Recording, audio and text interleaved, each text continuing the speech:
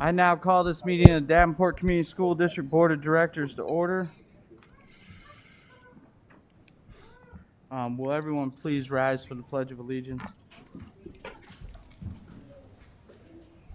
I pledge allegiance to the flag of the United States of America and to the republic for which it stands, one nation, under God, indivisible, with liberty and justice for all.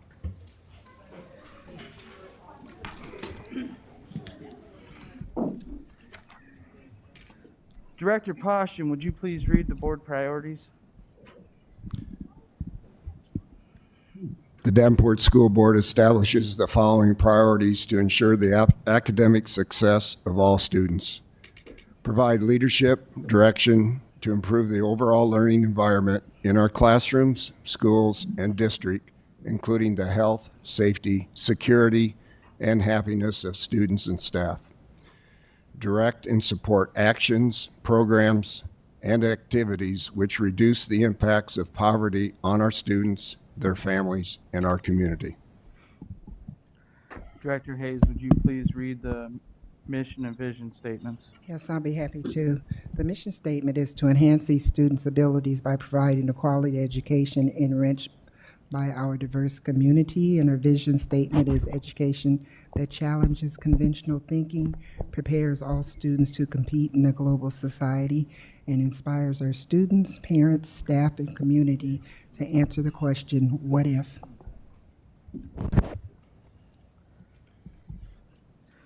Thank you, Director Hayes. We will move on to presentations. I will turn it over to the superintendent.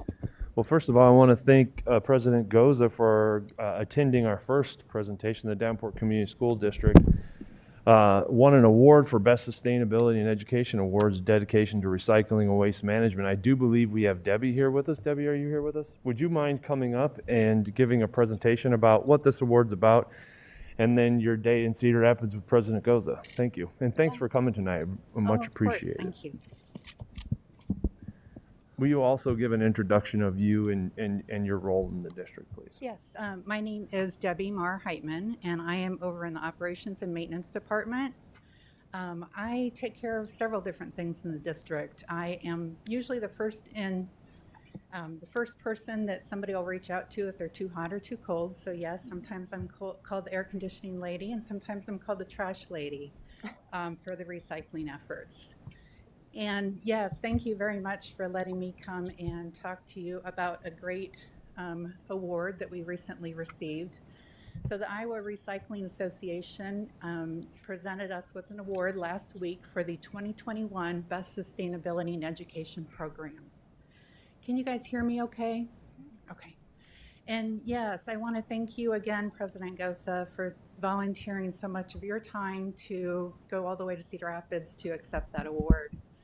I think sometimes people forget how much time and effort school board members actually give to our community and our students. So thank you.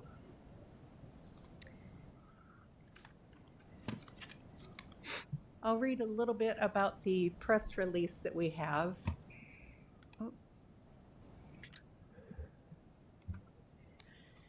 So if you didn't see this, this is what went out last week, and I'll just read a few of the paragraphs here. Davenport Community School District's environmentally friendly practices started decades ago, and their efforts are still going strong. In 2019, they were awarded the U.S. Department of Education's Green Ribbon School District Sustainability Award, a mouthful, and was one of only 5 school districts nationwide to receive a Center for Green Schools District Scholarship Award. The district has been increasing their sustainability efforts by improving indoor environmental quality during the pandemic, installing water bottle filling stations, reducing food waste, and implementing their recycling program. Recently, milk carton-shaped bins were provided for their elementary school cafeterias through a grant from the Carton Council. Recycling the milk cartons diverts almost 375,000 pounds of waste per year. Davenport Community School District continues to not only increase their recycling efforts, but to educate others on how to recycle through their district's sustainability website and newsletter. Their innovation and commitment provide great examples for others in the industry, said IRA President Alan Shoemaker. Oh, I don't think that mouse likes me. As I mentioned, our sustainability efforts have been ongoing for decades. In fact, in 1995 is when School Board Policy 305.21 recycling was first enacted. And it states, the district is committed to being a progressive environmental organization. A key part of our commitment to the environment is recycling the materials that we use as a district.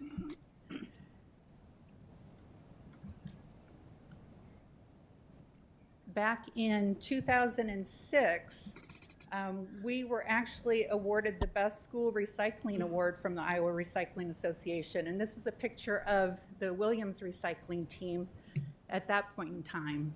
Recycling, of course, has changed a lot over the years. And schools generate a ton of waste. And when we were looking for ways that we could make an impact, one of the things that became apparent when I realized that we actually had almost 2 million milk cartons purchased every year, that we could very easily recycle those cartons. We make a huge environmental impact and enable our community to recover large quantities of valuable materials. There's actually even a company in the Des Moines area that converts milk cartons into ceiling tiles. So it'd be great to actually look and see if we possibly can go that route someday in the future. And then how much waste will our efforts divert from the landfill each year if we recycle almost 2 million milk cartons?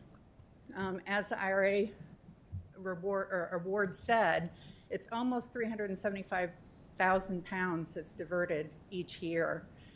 Some people don't realize, just the liquids alone, over 327,000 pounds of excess liquids that we can keep out of the waste stream.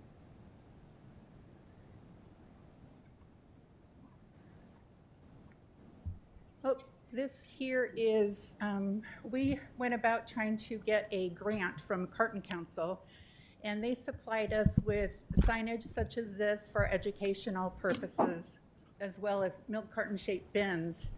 And it makes it easy for students to, if they didn't drink all of their milk, dump out excess liquid into a 5-gallon bucket and then easily recycle them.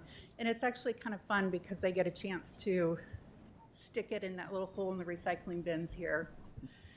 This photo here on the left is from our first recycling event, which was at Bluegrass Elementary.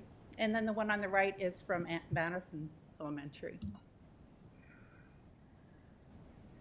This is a sample of the new labels that we have, that we're currently putting on our existing bins in the district, as well as we'll be getting a few new bins as well. We actually applied for a grant through the Waste Commission of Scott County and Davenport Public Works. And the reason that this is such a huge thing for us is that if you've noticed through the district, anybody that's gone through our buildings, a lot of the carts still say paper and cardboard only. And if you live in Davenport, you probably realize that we can take advantage of single stream recycling, and all recyclable materials now go into the same container. So this gives everyone a visual clue as far as what can and cannot be put in those recycling containers. One of the things that we wanted to do as well is to make sure that we could provide resources to not just teachers, students, and staff and family members, but our community in general. So we created a Davenport School District Sustainability site that provides those types of resources, as well as even a calendar of events if you wanted to get involved in something environmental here in our community. You can access this from our DCSD website at the operations page. So together we continue to improve, and it's wonderful to be recognized for those efforts. Thanks to everybody in the district for all you do to make a difference where we teach, learn, live, and play. Thank you. Do you have any questions? I think your presentation knocked it out of the park. I don't have any questions. Well, great. Thank you. And thank you again for being in attendance. I have the award with me, so if we determine where we want to put that, just let me know. Thank you very much. Thank you. And thanks for all that you do, Debbie. Much appreciated.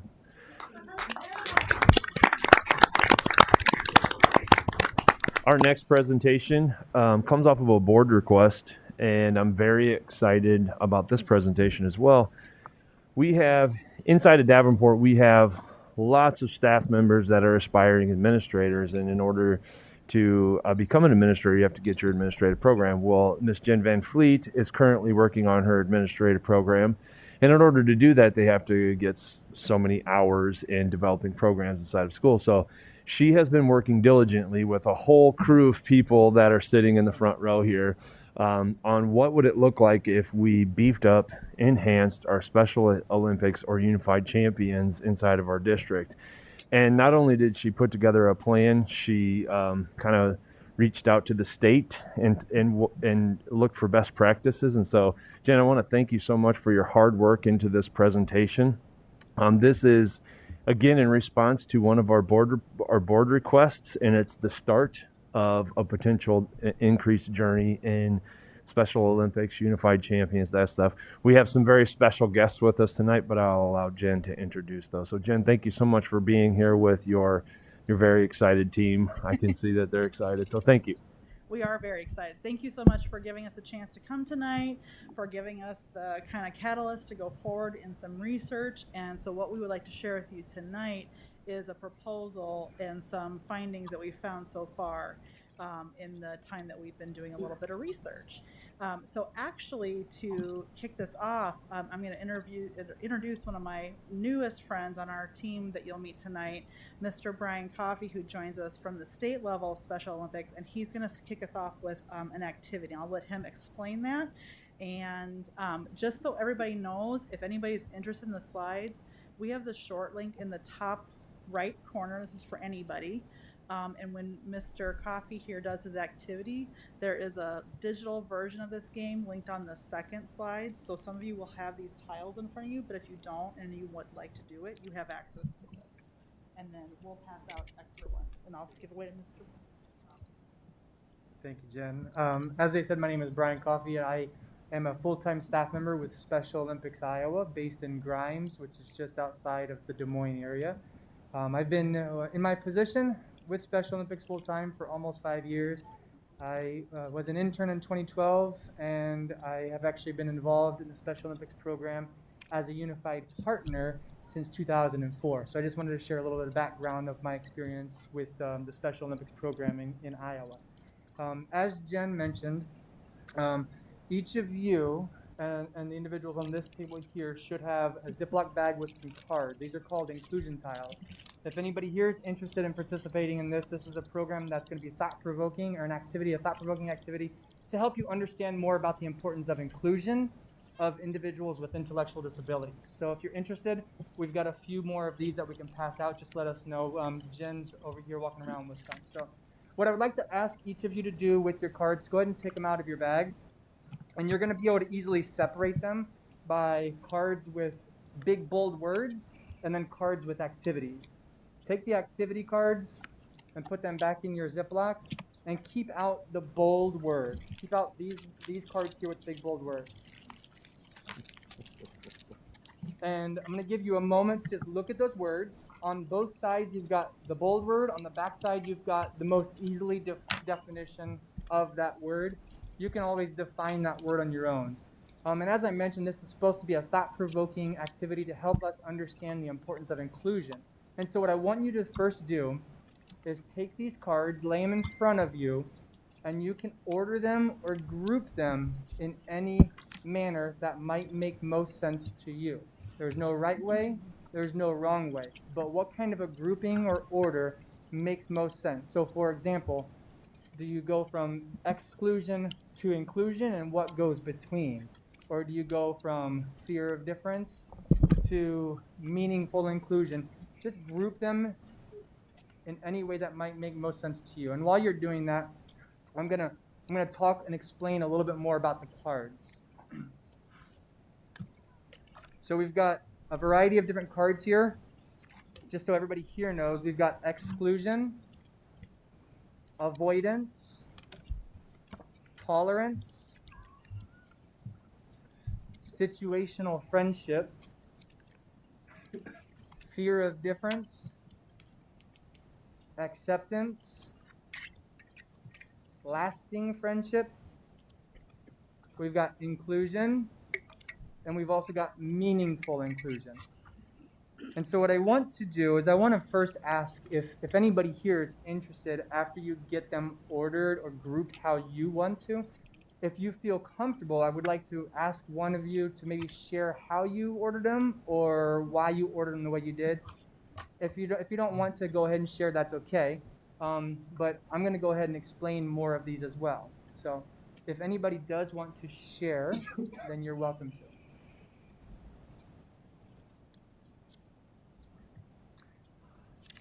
And so, as I said, there's no right or wrong way to order these. We see so many different ways of grouping and ordering them.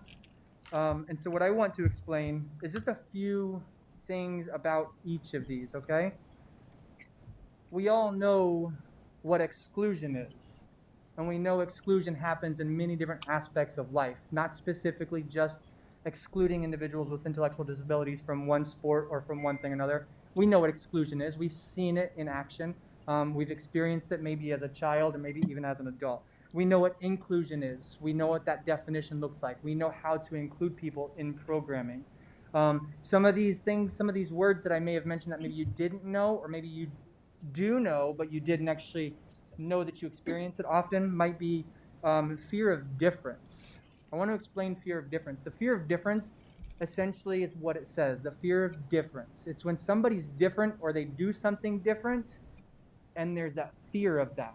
So for example, you might see a student in a classroom or in the cafeteria who maybe he or she is clicking or snapping or rocking or doing all three. And you make that conscious choice not to interact with that person. Not because you're being mean, but because you have a fear or a concern of that difference, because you don't know how to interact with that. And so through Unified Champion Schools Special Olympics programming, our goal and vision is to help everybody of all abilities to understand how to interact with people of different abilities. And that's going to be one of our first goals of interacting and overcoming that fear of difference with young people at young ages. Moving on, we've got inclusion. We know what inclusion is. That's when we bring somebody to participate in a program. Unified is inclusion. Unified Champion Schools, unified sports. We're trying to help, as an organization called Special Olympics Iowa, help schools and school buildings to understand how to include and the importance of including people of all abilities. It's the intentional act of bringing together people of different abilities or of all abilities. That's inclusion. And so the best way I like to describe inclusion, friends, is the invitation to the dance, the invitation to the party. That's inclusion. But now we're going to go one step further. We've got your pink card. The pink card is meaningful inclusion. There's a big difference, okay? Again, the invitation to the dance is inclusion.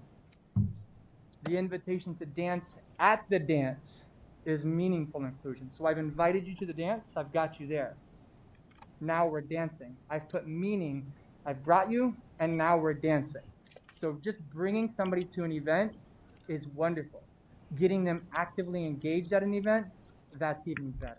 And so what my hope, dream, vision, goal, whatever you want to call it, through Special Olympics Unified Champion Schools, is to help the schools within the Davenport Community School District to understand inclusion, understand the importance of inclusion, and how we can actively engage students across the district in inclusive programming, such as sports, such as youth leadership, such as programming that's already happening in the school, just helping students at all ages understand the importance of that. So I'm going to encourage each of you to keep your cards. You're welcome to have those cards. I don't need them back. I also want to encourage each of you here, the board members, leadership team, that you're welcome to grab any of these items this evening. I'm not going to take them off these tables here. So thank you all for your time. Thank you, Brian.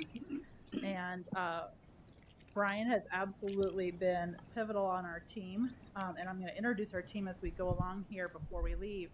But just so that we're all grounded in what our goals were for this, we definitely heard Brian speak about encouraging meaningfully inclusive communities within our schools and using unified sports as that catalyst to encourage friendships and youth leadership. And certainly partnerships with peers with and without intellectual disabilities, and providing continuing opportunities to develop physical fitness, demonstrate courage, experience joy, and participate in a sharing of gifts, skills, and friendships. So we try to model even a little bit of that tonight with Brian's activity, so thank you. So a little bit too, I'm gonna ask Brian, actually, I stole your slide, Brian. We practiced and I stole it. Okay, so I'm gonna let Brian come back up here and he's gonna talk about how this looks like as far as funding ways and what options we've got. Yes, certainly. So Special Olympics, as I mentioned, we have a program called Unified Champion Schools, and that's what I really would like to bring here to the Davenport Community School District. And as an organization, Special Olympics Iowa, when we begin partnering with school buildings, individual schools, and districts, we commit to helping to support those school buildings and school districts through a variety of ways, not just through the knowledge of inclusion, not just through the resources and programming activities, but also through supporting through financial means. And so up here what you see is that for this school year, we're committing for each individual school building that we partner with a support number of $300 for unified clubs, extra equipment, and unified champion schools as soon as each school building is registered. So that those fundings will be granted to the school district once all of our anticipated schools have been registered. Additionally, we host a program in March, at the very beginning of March, called Respect Week, much like a homecoming week, but instead of talking about running over and beating up another school, we talk about inclusion and respect and really encouraging others. And so that runs a lot like a homecoming week, where schools are doing activities and maybe parades in their buildings and door decorations. And for Respect Week, we commit to $500 per individual school building as well for this year. And lastly, each individual school building will have one liaison or one teacher who is the main point of contact person between that school and our office. That person will communicate with myself throughout the school year, as well as with Nancy Shannon, who is a very important part of our programming. And so that person at the end of the school year will also receive a $200 stipend from our office. So these dollars are dollars that will be spent on your school students' programming. Also keep in mind that each year this is grant funded, so it can change from year to year. I think that's important for you to know. And side note, Miss Nancy Shannon is a Davenport teacher veteran, so she's now our Eastern Iowa regional coordinator for Special Olympics, so she's a part of our team as well. And so in our research, working with Brian and Nancy, this is kind of the timeline that has started to kind of shape up as we're asking questions about what might this look like. So if we're going to look at a potential 3-year timeline, this first year would really be about introducing us to what this looks like and getting up and running. So it could look like club meetings. It could look like an entire school deciding to engage with it. Brian talked about Respect Week in March. There are also, you think about Special Olympics and everybody has an image in mind about a really awesome event they've attended or had someone attend. So for our younger students, we've got Young Athlete Play Day. And for our junior high and high school students, we have Unified Miniature Golf that we could absolutely do in year 1.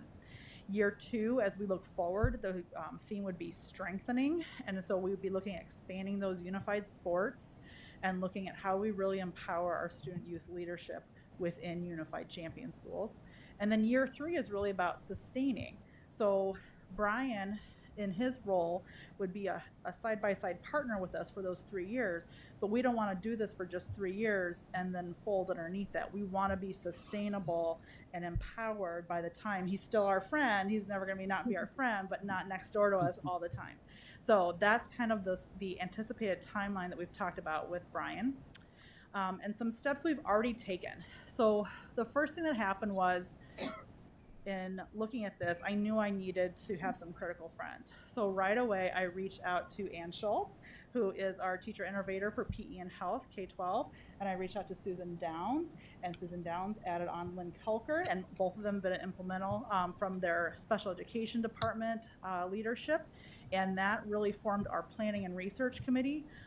We reached out to Brian and Nancy almost at the same time. They were going to reach out to Davenport to talk about some options. So it was this odd kind of like, oh my gosh, I was just going to call you. So we were really happy, and we've had a really great team. And so then we really wanted to think beyond. TJ mentioned this is part of my clinicals I'm doing this semester. Again, we don't want this to fold. We want to have a healthy baton toss, pun intended, for as this goes on. So we wanted to conceptualize, what does this look like? And so we knew this would be largely teacher driven, but also other people on the team. But we wanted to have kind of a leader for this year who could look at maybe down the road a longer range support. And so we again turned to Ann Schultz, who has done a ton for our PE and health teachers. And when you look at those delegation managers that Brian mentioned in each school as a teacher leader, like Ann right away would be able to work with us on helping to identify who might that be. We've tossed around lots of ideas in just our brainstorming of different roles that would serve well as a delegation manager, but Ann certainly has been pretty pivotal in that conversation. And then we have started to investigate that long range plan. What does this look like? The good news is we were never starting from scratch. Davenport has a history of participating in Special Olympics. Nancy did a lot of that while she was here as a teacher. And then there are other pockets of that already happening in our community. And even today, I learned of another one. So we want to keep on connecting those networks. And then through a simple Google search, we stumbled upon the state Special Olympics, and we got connected with Nancy and Brian immediately. So there is a wealth of information already out there.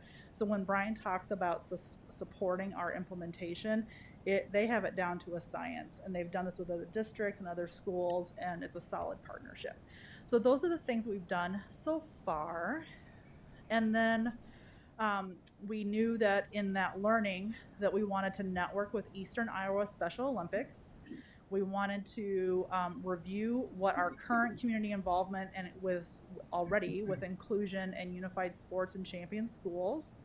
And we wanted to have that ongoing partnership with Special Olympics Iowa for guided implementation. And we definitely wanted to talk about consideration for safety and participation in times of masking and social distancing. And we wanted to talk about the funding. How do we do this sustainably in our current budget situation? And so Brian presented a little bit of that information already for us. And just kind of a preview, because everyone loves like the actual events where the kids get to show up and the lights in their eyes and they're having a great time. So some of the things that you would see right away would be us talking about unified champion schools and unified sports and potentially even unified PE classes. We talked about Young Athlete Play Day, we talked about Respect Week, and then there's a whole host of other sports, competitions, and programs that are available to our students. And as we go further and further, we can learn more and more about those, but there's just so much that our kids can get involved with. So the next steps for us as we see it so far, we want to provide more information. So we're here tonight providing this presentation, our proposal. We want to collect feedback. We have not yet sat down with building principals or building staff because we're just kind of in a research phase right now and coming here. But we would not be able to go forward without their partnership and conversation. We would want to research other communities and their involvement with Unified Champion Schools. Brian's pointed us towards some other really great solid examples, even in our Quad City community, that we could go visit, or talk with. We would want to survey our staff for interest in that being that delegation manager role within their building and participating in the program.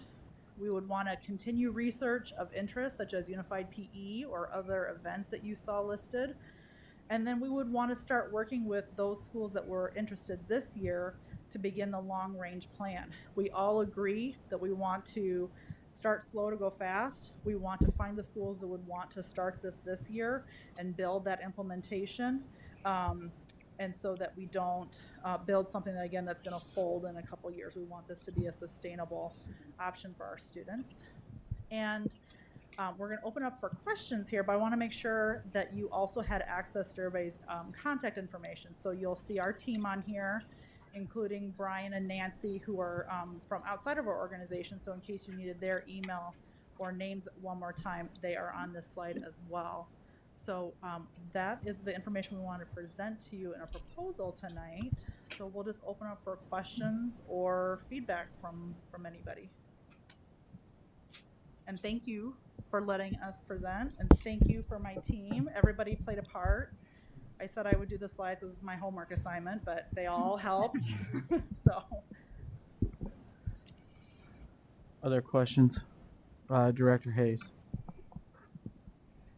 Thank you. I'm looking forward to this program. You had mentioned building the schools up. Do you have like a targeted amount that you're looking for like maybe like a pilot program first, or how are you planning? What are your visions for that? so we've looked at a lot of different proposals, and with so much going on, we want schools to want to get engaged with us, who want to do it and want to partner with us. So we'd love to have a handful, and I don't want to speak for anybody because we haven't even talked to the principals yet, so we don't want to make assumptions about numbers of people, but reasonably we talked it upwards of even like secondary schools and a handful of elementaries. That would be like probably max that we could reasonably, and that's kind of a big implementation for year one, even if we just had one or two schools that really wanted to start off with us this year. So we'd really work with whichever schools want to start. Okay, thank you. Director Snyder. These cards are intriguing. I mean, there is so many applications for these outside of special ed, outside of education in general. I mean, these things basically just talk about simple human decency. Outstanding. Absolutely. And again, I'd credit Brian for bringing that. He knew right away. He said, can I start with an activity? He knew exactly what he wanted to do. And that was kind of my aha, because when I went into this, I thought of Special Olympics as that standalone event. And when we got further into it, we learned more about Unified Champion Schools and the inclusion piece of it. And then it's our students with and without disabilities. It's everything. It's about working together and just being good to one another and loving each other. So at all ages. Director Peck. Thank you for presenting to us. First of all, appreciate it, all of you. So I had a couple questions. So when this becomes sort of the idea is to build this into something sustainable, assuming that, everything goes according to plan. And Mr. Coffey, you said that it was a grant-funded program for the first 3 years. So what, to you, does that sustainability look like? Does that look like a commitment from the district in terms of finances, or does that look like further grant work, or is it a combination of both? How does this typically work in? We asked the same question. So what Mr. Coffey talked to us about was in those implementation years, you really want to build up. So for example, like, are you looking for equipment because you really want to beef up like the bowling team? Okay, well, let's get that purchase in those 3 years that you have a nice set of equipment for wherever you want to focus using those funds that he mentioned. And if you want to talk any more about that, that'd be great. Very good question, very common question that we get asked. And as Jen was mentioning, typically in that first 3 year of partnership, the amount of funding that we're awarding to the school buildings is typically going, if we plan it, strategize properly for what we're anticipating that we do in the future, activity-wise, those funds in the first 3 years will typically be able to support the future next 3 to 5 years. So for example, if we anticipate we might want to do unified bowling as teams, then in the first 2 to 3 years, let's use those dollars to purchase the equipment now. And then in the next 3 to 4 years of partnership, if the school district participates in grant making and fundraising and so on, we also as an organization have a very solid program to help schools understand how to fundraise. Okay. So, yeah. Thank you very much. So that kind of leads into my other question. You mentioned unified bowling, and I saw the miniature golf. So what we're looking at here, I mean, I can see a couple of different levels, but in terms of the unified champion schools, the sports, that's extracurricular, and so this would be like sort of like competitive sports where, you know, the bowling team at school A competes against the bowling team at school B, and the only difference is that it's a unified bowling team rather than what we've traditionally seen. Is that correct? Right. Should have that accurate. Yeah, correct, yeah. Okay, great. And are there like, I don't know if leagues is the right word. Are there schools across the state? Like, does it spread that far? At Yeah, regionals, all that It kind of goes- stuff? I think it goes worldwide eventually when you go. I mean, like Special Olympics will go all the way up. Yeah. I'm putting words in Brian's mouth. No, He's like, you're- oh my you're gosh, good. what did I sign up for? But you can keep it within your school. So Unified PE, you can do your community. It can do Eastern Iowa. I mean, it just keeps going. So most of our kids can benefit from that like local participation. And then it depends on how far they want to get engaged. And one more point of clarification on your funding question. So we can also do our own fundraising. And the first thing we asked TJ if he was willing to do the polar plunge, which they put in their manual as a really good fundraiser. So he already signed up to do that. And he can't back out now. Thank you very much. Any other board members have anything? Thank you for the presentation. This is something I've wanted to see in our district for a while, to make sure we have opportunities for all of our kiddos. And hopefully, I would assume at a future meeting, you'll bring a proposal to us to discuss, and then we'll take action on it at a future meeting. But hopefully we see that sooner than later. But again, thank you all for looking into this, as well as the partners at the state that are helping with this and getting pretty much everything honed in. So we'll be able to kick this off right away. I think it's great to have those opportunities for all the kiddos. And I think that's kind of cool if they can do meets with some of the area school districts, because I imagine they might do something like that, or maybe we can help facilitate that, or however it goes. But again, I can't thank you all enough for this, and this is a great thing. So again, I appreciate the presentation. I appreciate you all coming out here tonight to speak on this, as well as the cards for us. And it kind of breaks up the meeting a little bit when we could do some interactive stuff. So again, thank you very, very much. We greatly appreciate it. Thank you. And thanks to my team. So everybody will stay home.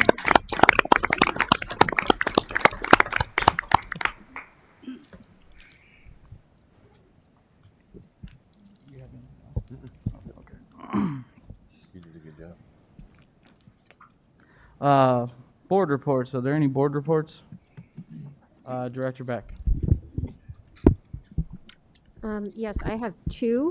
First of all, I and Superintendent Schneckloth and President Gosa attended the Mississippi Bend AEA Board and Administrators Annual Banquet on Wednesday last week, which included a dinner and a presentation.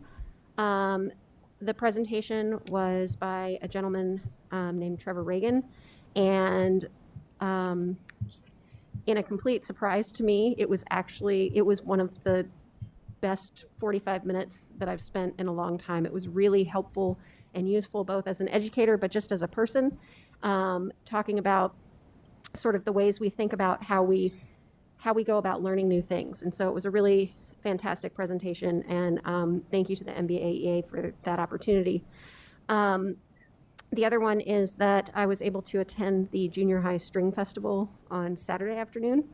The students apparently participated in like a 3-hour rehearsal workshop with one of our with a retired orchestra leader, sort of like a mini version of a master class. And then all of the junior highs played together.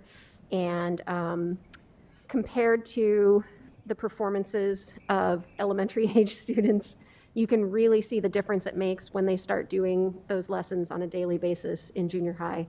They did a fantastic job, and it was a really wonderful performance. So, Thank you. Director Klein-Jerome. I would just like to tell everybody the band spectacular is tomorrow night at Brady Street Stadium. Even if you don't have kids in band, it is a very cool event to go out and watch all the junior high and high school kids out there participating. So hope you can attend.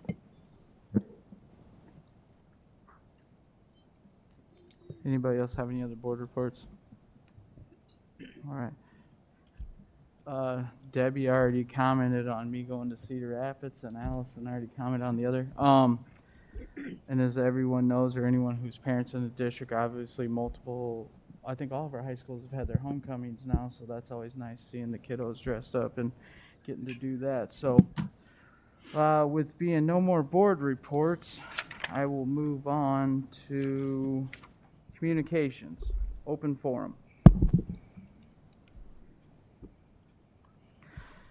Open forum is a time for members of the community to give input at board meetings regarding school district issues or concerns. Individuals who want to speak, please fill out an open forum request and give it to the board secretary prior to open forum. The form is available in hard copy for in-person attendees or on the school board page of the district website for those who want to participate virtually. Virtual participants must email their request to Brenda T. at tbren@davenportschools.org by 3 p.m. on the day of the board meeting. The board will not act on any issue presented during open forum if it was not published as an agenda item. Iowa Open Meetings Law prohibits action on any issue that is not on the agenda. The president may set the amount of time allowed for individuals to speak. The board asks that no charges or complaints be made against individual employees of the district or community. Remarks that reflect negatively on the character or motives of any person will be called out of order. I believe we have 9 open forum requests, and we will go 2 minutes apiece. And I ask when the timer goes off, please respect everyone's time and finish up so we can get to the next person. And I'm going to call them in the order that she numbered them for me. When you come to the microphone, please state your name and address for the record. First, I'll list a couple, and then we have Matt Trimble, Bernard Usen. Did I say that right? Jamie Cook, James Quinn, Amanda Reinert, Hannah Doyle, Dennis Pulse, Mike Siebert, and Marcus Boland. And don't worry about keeping track of that. I will call them out as we go. Matt Trimble, you are up first.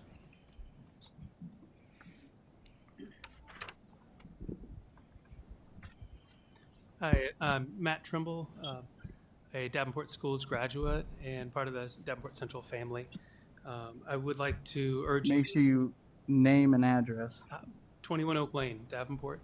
Would like to urge you to continue the mask mandate, CDC guidelines.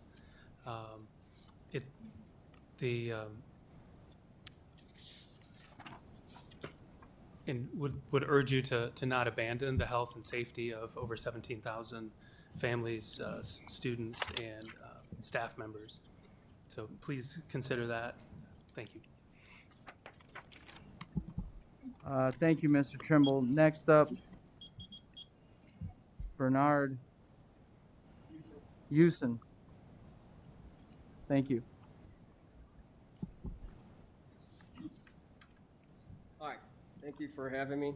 My name is Bernard Houston. I live at 2917 West 65th Street. I'm speaking on behalf of my child and the other students that go to Davenport Community Schools. I just want to share that Europe's top health officials say that masks aren't helpful at beating COVID. Ireland refuses to mandate masks, and they have all sorts of reasons explaining why. Their doctors did an extensive study. Oral bacteria build up within a mask and toxicity affecting the gums, throat, lungs, covering the nose, mouth, forces CO2 recirculation, limiting the O2 intake, hypoxia, O2 deprivation, hypercapnia, CO2 rebreathing impairs bodily and mental function disorders, and it will eventually weaken the immune system. Studies have shown that face masks can affect facial development in young individuals.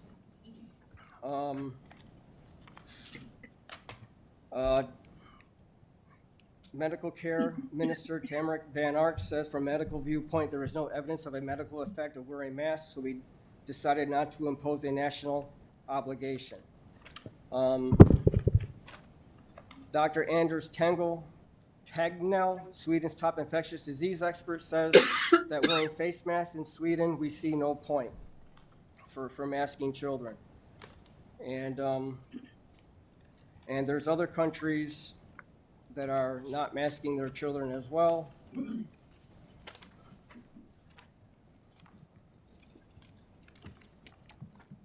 So the CDC is recommending not masking children, students under 12 at all, that this is dangerous for them rebreathing their CO2s back into their body. So Ireland, Scandinavian countries, France, Netherlands, Sweden, Italy, etc. So I'd just like you guys to reconsider this and look at, like evidences and what other people are saying just as well. Thank you.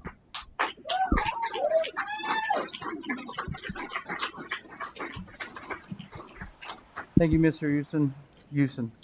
Jamie Cook, and then James Quinn.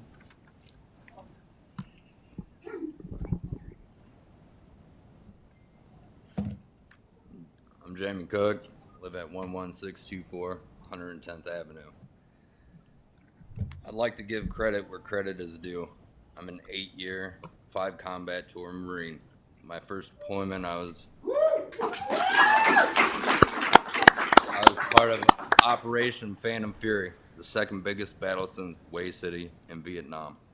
To the mothers, fathers, and children standing united to fight for the rights and freedoms, thank you.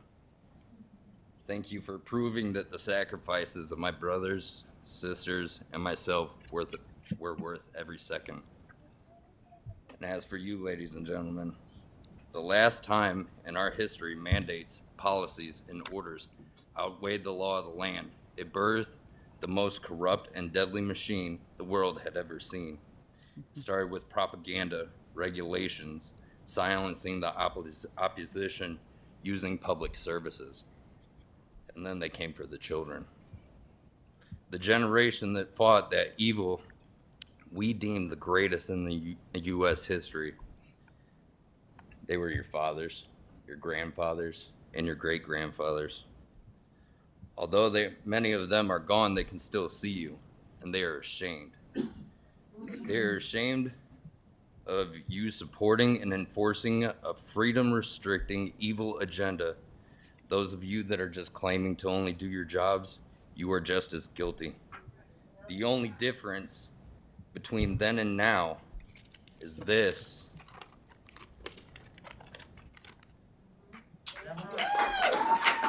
Now looks like this. This is your credit. You show no respect for the cost of freedom. Someday you will be called home.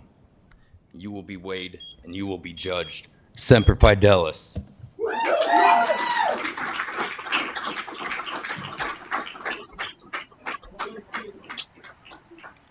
Thank you, Mr. Cook, and thank you for your service. Mr. Quinn, you were up.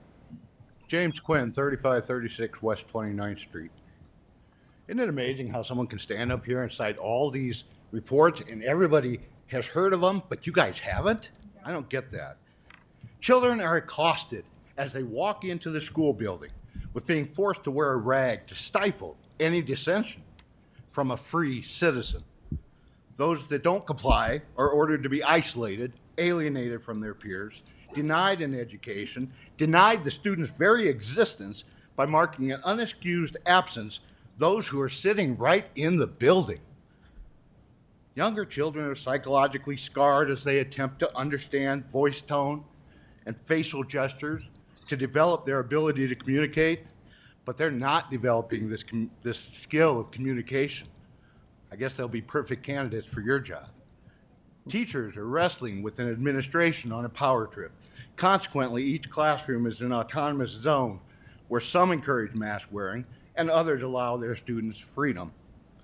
In enacting this immoral and illegal decree, you have signaled an attack on our children and an attack on our civil rights.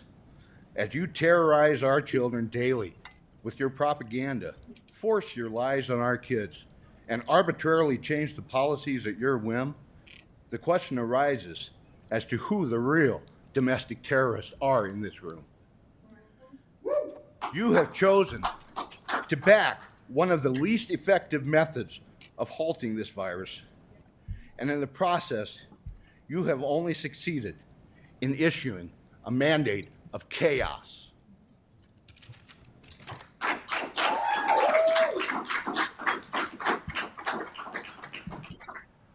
Thank you, Mr. Quinn. Next up, we have Amanda Reinert and Hannah Doyle.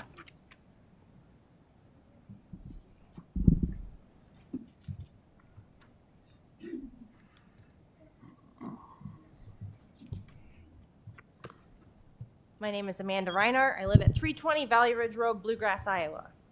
Here we are again. I have sent email after email urging you all to consider adding the mask mandate to the agenda for this board meeting. Instead of being open to reconsidering your decision, the people in charge have done nothing but ignore and attempt to pacify and placate the parents who are rightfully disappointed in the lack of willingness to listen to and understand where these parents are coming from. Please do not forget that the members of this board were elected by the people of this district to serve, not to dictate or mandate. Decisions should be made based on relevant, factual data, the best interests of our children, and the wishes of the majority. This decision should never have been made based on money, a lawsuit, or the personal beliefs of the members of the board. It is now clear that the majority does not want this mandate. Don't forget that Election Day is approaching fast. We are awake now and we are paying attention. We will continue to attend every regular board meeting and we will absolutely make our voices heard on Election Day. Look at your surrounding districts and how they are making their decisions. This would be wise considering this district is currently losing students to surrounding districts at an alarming rate. How many more students are you willing to lose before you at least reconsider this decision? Bettendorf didn't even second the motion for the mask mandate after listening to the parents, not to mention watching what is going on in Davenport. North Scott Superintendent set out a notice informing people that masks will continue to remain optional. I have that right here for you all. Durant has said that unless it is mandated at a state level, the district will not implement a mask mandate. This district has not released a plan as to when this decision can be reevaluated, only further reinforcing the belief that this decision was not made based on health and safety concerns, but for fear of litigation. At the last meeting, I presented you all with the vote counts that were represented in your survey submissions. The fact that you claim to have read these before making your decision is laughable. Reading all of these submissions took me 3 days in between my responsibilities as a parent. There's just no way that the members of this board read every single response in the very limited time between the submission deadline and the emergency meeting where your vote was held. Given that parents were not permitted to speak at the emergency board meeting, as well as the fact that your decision did not reflect the wishes of the majority, I feel very strongly that this Your time issue is up. should be revisited.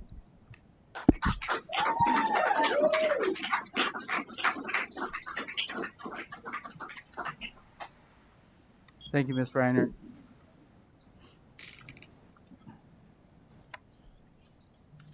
Hello. My name is Hannah Doyle, and I reside at 2636 West 56th Street. I came here tonight to thank you, the members of the board. Without your commitment to taking and keeping powers you've unjustly bestowed upon yourselves, I never would have met the amazing group of over 900 parents that I represent. That's right, there's 900 of us. This is a small representation. Dr. Allison Beck, you stated that this is not about personal freedoms, which only extend to where they do not infringe on somebody else's freedoms. But ma'am, I beg to differ. The very word freedom, in its exact definition, is the state of not being subject to or affected by a particular undesirable thing. Your mandate is undesirable to the majority. Freedom, in and of itself, in its most true form, is the right and the ability to say no. You five have taken away the ability of our children to say no when it comes to the terms of their very own bodies. Do you know the lasting effects of that? I don't want to find out. Not only are you taking part in abusing our children, you are no longer upholding your very own mission statement that you begin every meeting with. So I want to know how long it's going to go on. When does it stop? When are you going to speak to us? When are you going to treat us like the people that elected you instead of something to be ignored? Most of you aren't even making eye contact with me. Most of you can't even take the time to pay attention to what we're saying to you. I'm holding my daughter in my hands. I'm fighting for her right to be free, because this is about freedom. This is about medical freedom. This is about medical parenting. My name is Hannah Doyle, and I'm here to officially put you on notice that we, the parents of the Davenport Community School District, will take back our right to choose what is right for our children. Thank you.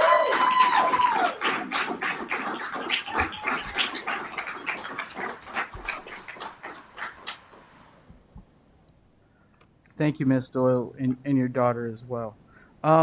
Next up, we have Dennis Pulse. Is that correct?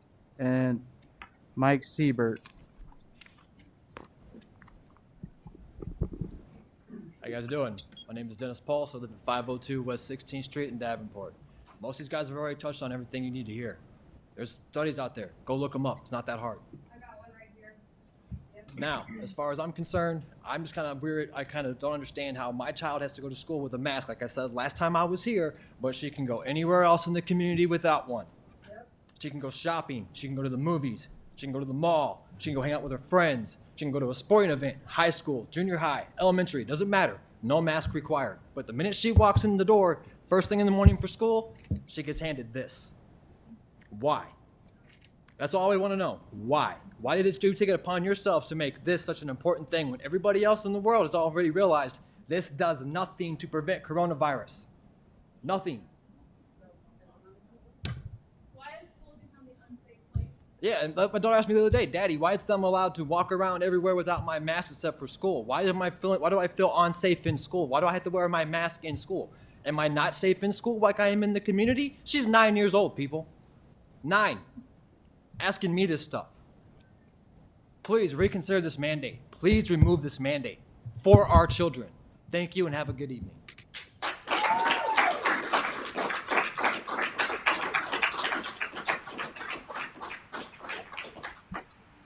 Thank you, Mr. Pulse. Mike Siebert and Marcus Boland.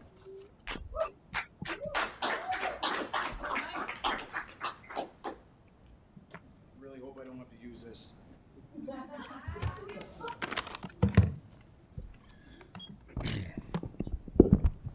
Does my time start now? Yes. Okay. My name is Mike Siebert. I live at 933 South Michigan Avenue in Davenport.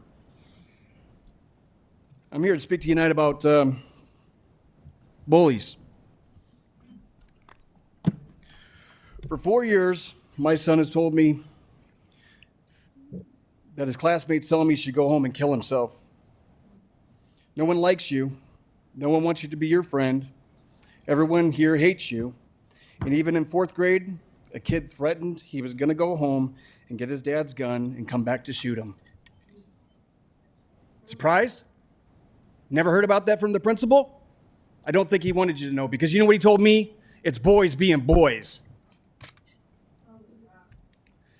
My wife and I were really apprehensive to change districts, but after this, you forced our hands. We wanted to see who was making the problem. Was it my son or was it the other kids at school? But you know, in 1 week,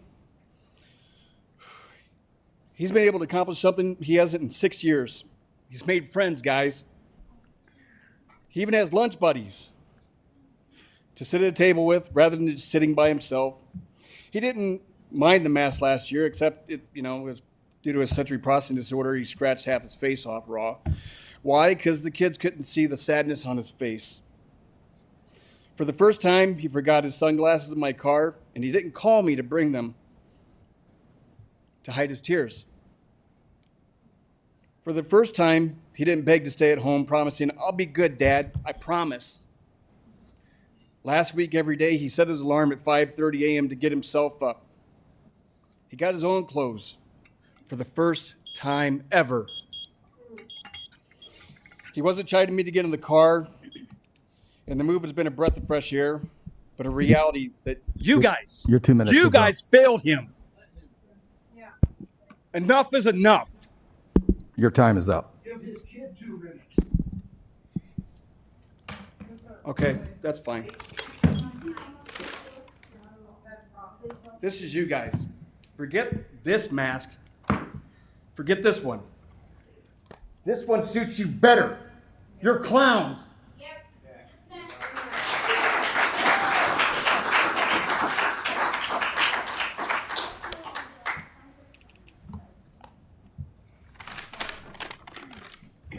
Thank you.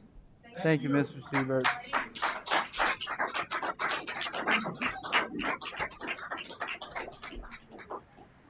Mr. Bolden, you're up. Marcus Bolin, 2830 Cedar Street, Davenport, Iowa. I'm going to read an article from the PMC article that is found on the NIH.gov website. It's copyrighted 2021 this year. Okay.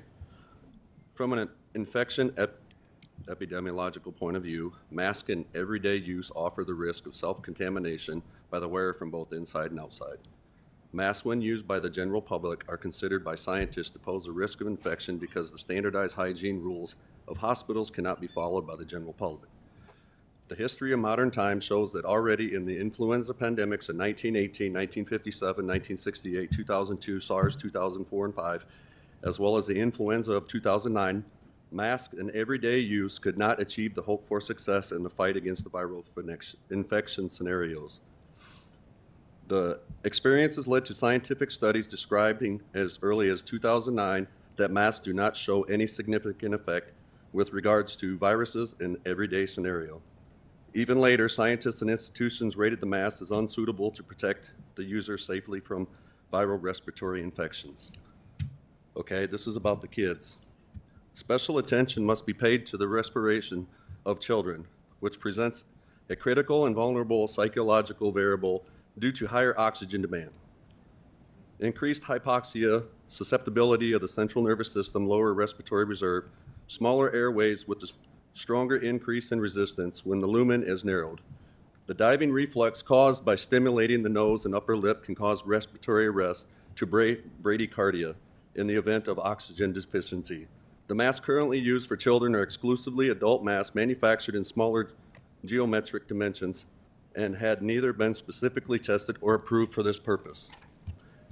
In a Danish perspective study on mask wearing carried out on about 6,000 participants and published in 2020, scientists found no statistically significant difference in the rates of SARS-CoV-2 infection when comparing the group of 3,030 mask wearers with the Sir, your time's up. 294 maskless participants in the study. Indeed, in the case of viral infections, masks appear not only to be less effective Sir, your time than is up. expected, but also not free of undesirable biological, chemical, physical, and psychological side effects. Accordingly, some experts claim that the well-intentioned unprofessionalism can be quite dangerous. Stop the child abuse. Much love.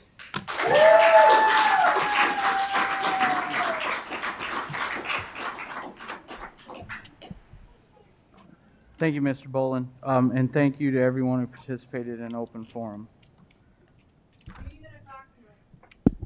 Now we will move on to consent agenda. May I have a motion on the consent agenda? Mr. President, Director Hayes, I move the board accept the consent agenda as written. is there a second? A second. Seconded by Director Snyder. Is there any discussion?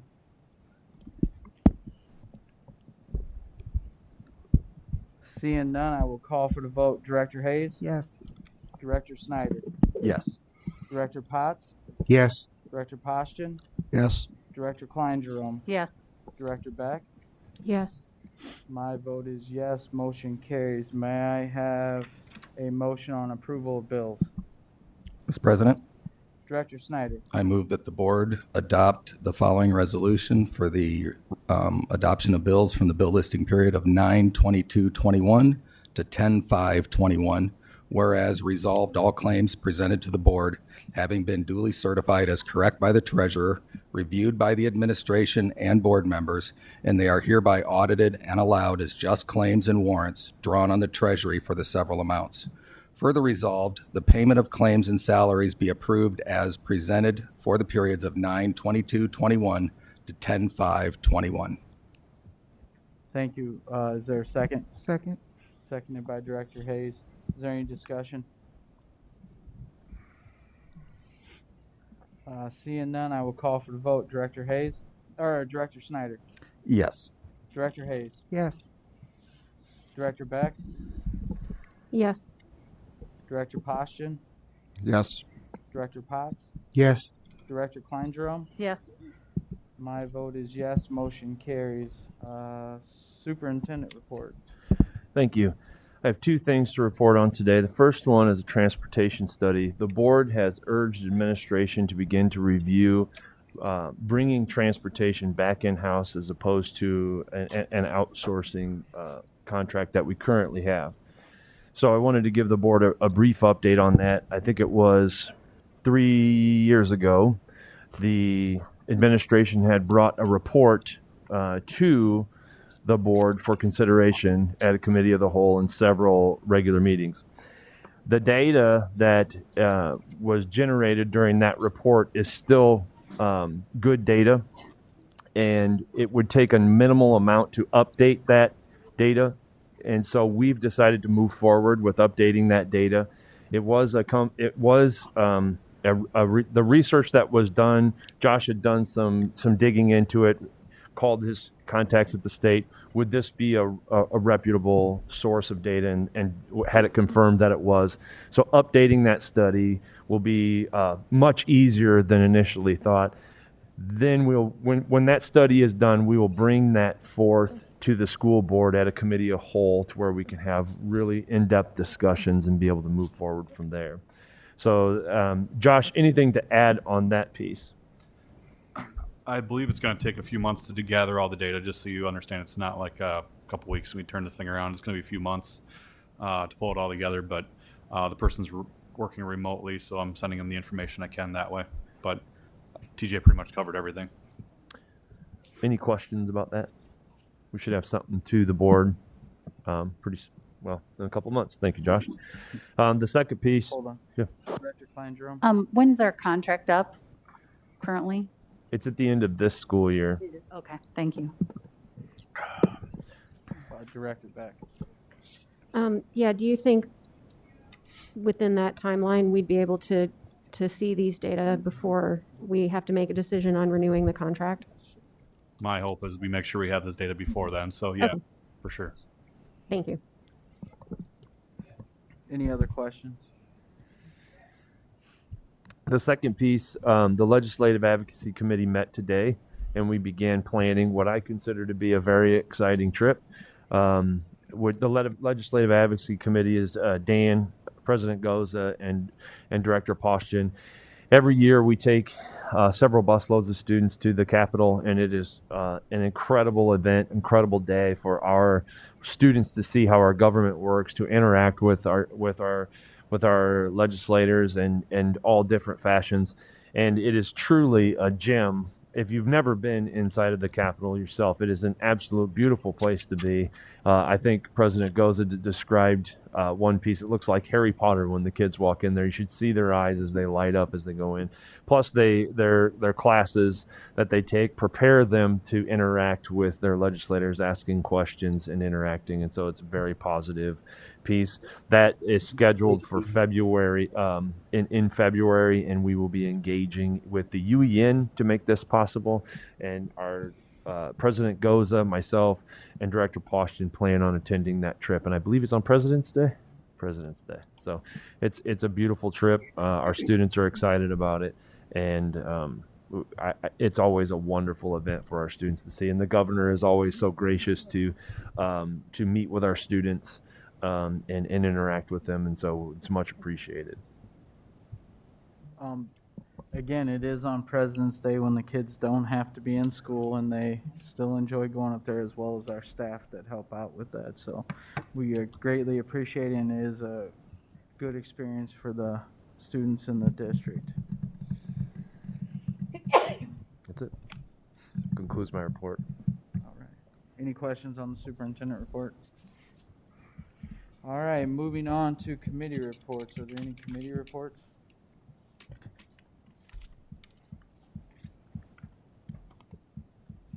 Director Snyder. We have our first LZAC committee that tomorrow night that we've had in a while, so we'll have something to report to you at our next regular meeting.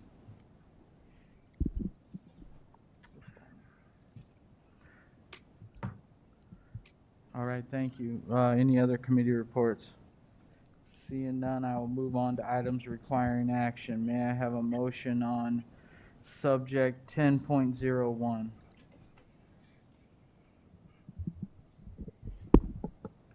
Mr. President, Director Beck.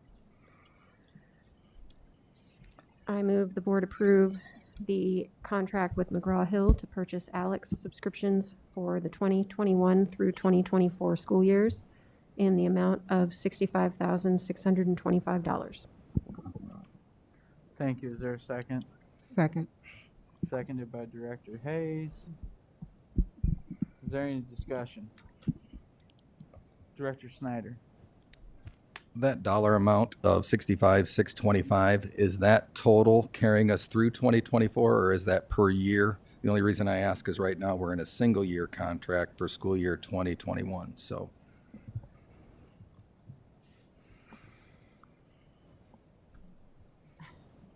I'm pulling it up.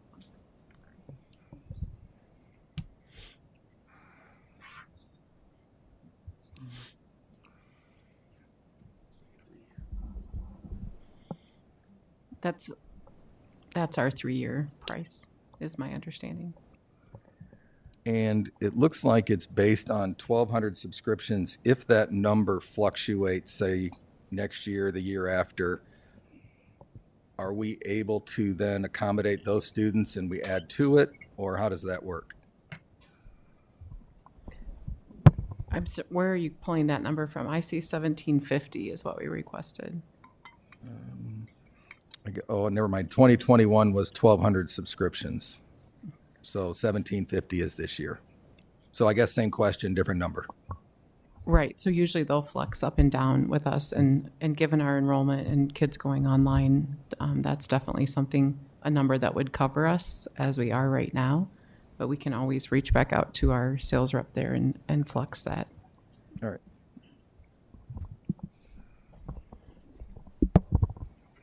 Director Beck. He asked my question. Oh. Any other questions?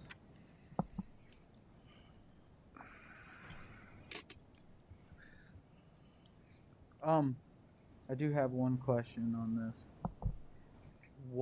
Obviously this is going to take some class time away from something when they're using this program, correct?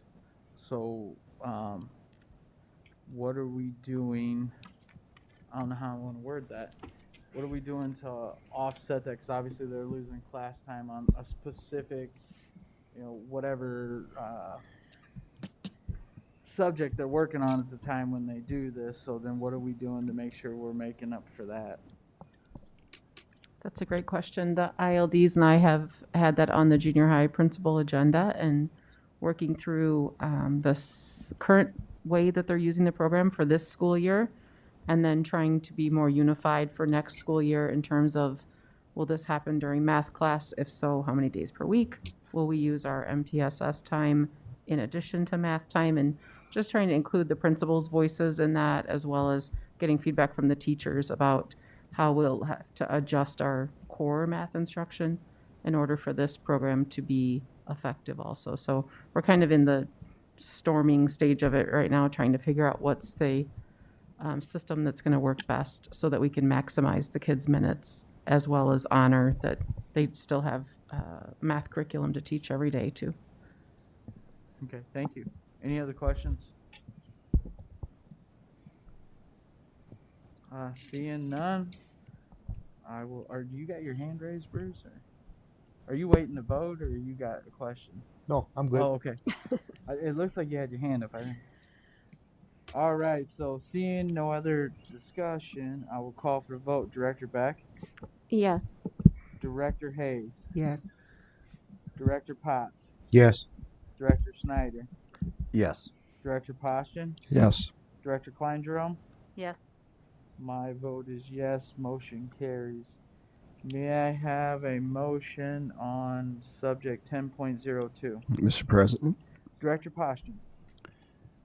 move the board approve the contract renewal with Iowa Vocational Rehabilitation Services in the amount of $263,844.93 for provision of Transitional Alliance Program services.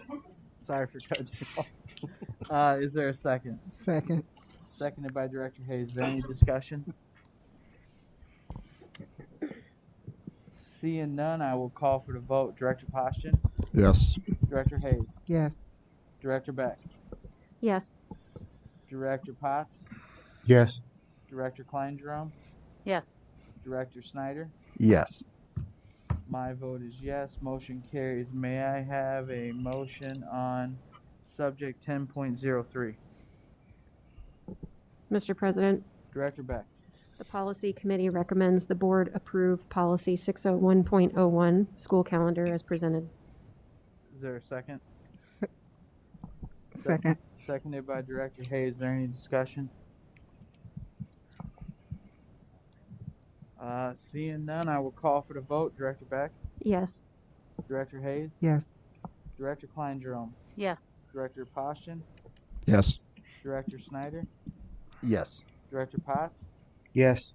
My vote is yes. Motion carries. And we're on to discussion items. I'll do the first one. First one's you. Yeah. We need to have a discussion on who we want to be the delegate and carry the votes for the district at the ISB convention or ISB assembly. I won't be able to do it because we have a state board meeting that day, and I want to make sure that I will be there for that. So I will open it up to anyone that wants to volunteer.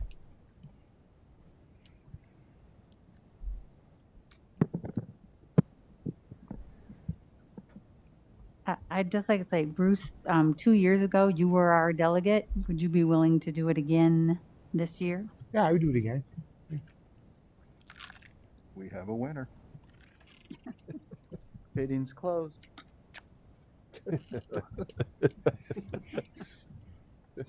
All right, Director Pot. Well, we'll actually vote on this at another meeting, but I think you'll get white ticketed on that one. All right, next item is the long-range facilities plan. I will turn it over to the superintendent. Thank you, President Goza. Tonight we have Matt Wolfert with us today from Bray Architects. He's going to be giving us an overview of the process that we'll be utilizing in Davenport to begin to engage our entire community on the long-range facility plan. I'm very proud of the work that has been occurring so far, and everything that Bray has said they were going to do, they've done so far. And I First of all, I want to thank you for your commitment to the district and your team that's here.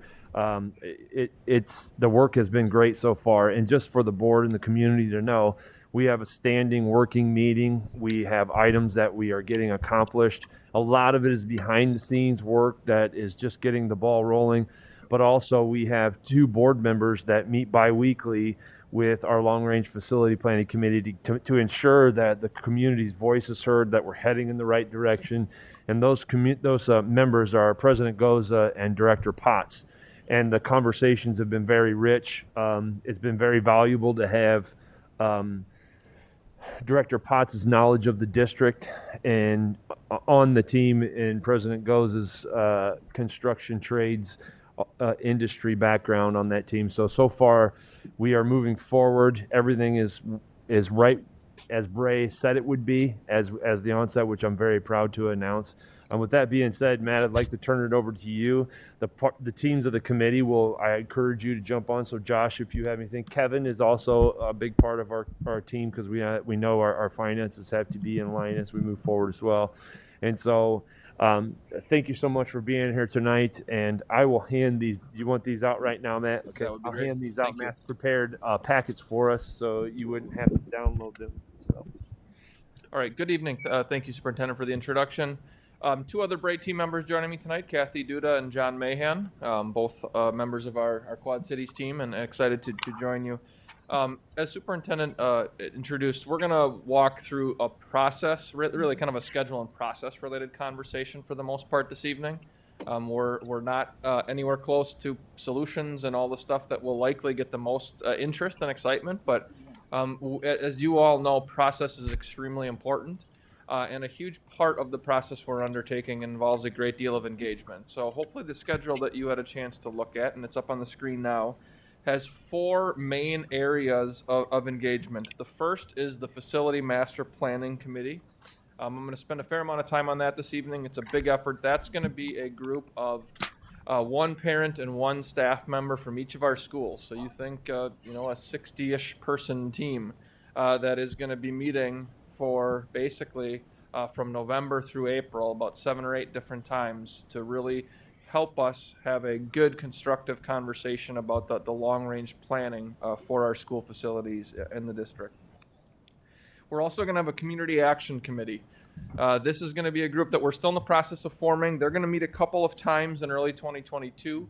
And the main objective of that group is to get some of our key influential community members across all spectrums, elected officials, community organizers, others that don't have the time to spend 8 evenings and they're not members of our staff or are a parent in our schools, but have an important voice. And they're going to help us kind of do a check-in a couple times throughout the process to make sure that we're heading in the right direction. They're going to bring questions to the forefront that we should be thinking about. So another lens of your entire community and district is going to be brought forth through the Community Action Committee. We're going to have 2 open community input forums. These are going to be facilitated dialogues around facilities, bringing other members of the community who are interested in learning more to the table and allow them to, again, ask questions, provide us critical feedback on the process, on the potential solutions that are being considered.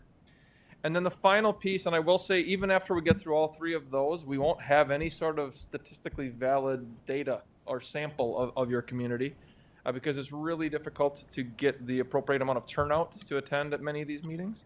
And so the community survey is the 4th major engagement effort that we're proposing to undertake. And this would be a process whereby a survey would be mailed to every home in the Davenport Community School District. They're typically about 8 pages long. They're completed either electronically through an exclusive code, so you can only use it once, or you can fill it out and mail it back. But that process typically will result in about an 18 to 20% response rate.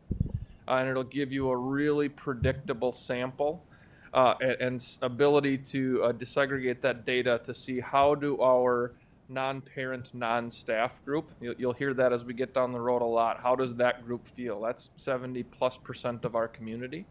And they're an important voice. So those are kind of the 4 levels of engagement that we're talking about right now. The first one, which we're going to jump into, is the most immediate and the largest group, is our Facility Master Planning Committee. So on page 2 of your handout this evening is the committee charge. So whenever we begin a committee like this, we want to make sure that we're giving clear direction to that group of what are their roles, what are their responsibilities, what are we asking them to undertake as we go through that process. And you'll see there's 2 things that probably jump off the most is we're asking the Facility Master Planning Committee to focus a great deal on macro level concepts. We are not asking them to get down into determining if a school should be open, closed, expanded, etc. I think one way to look at this is if, and I should jump back on the first page, I apologize. A key piece of this is going to be enrollment projections. So a part of our service is working with an independent company called MD Roffers.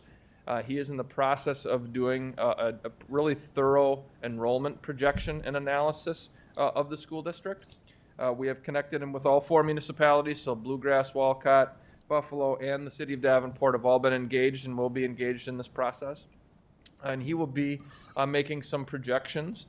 Anybody that's ever dealt with enrollment projections, it's a little bit of crystal ball work, right? There's no perfect ability to say in 5 years and 10 years where you're going to go. But whenever we're talking about school facilities, long-range planning, and the concept of right-sizing, it's important that we have an agreed-upon data set as to where we need to be. And so let's say that report comes back and says the school district's predicted to be 15,000 students in 10 years.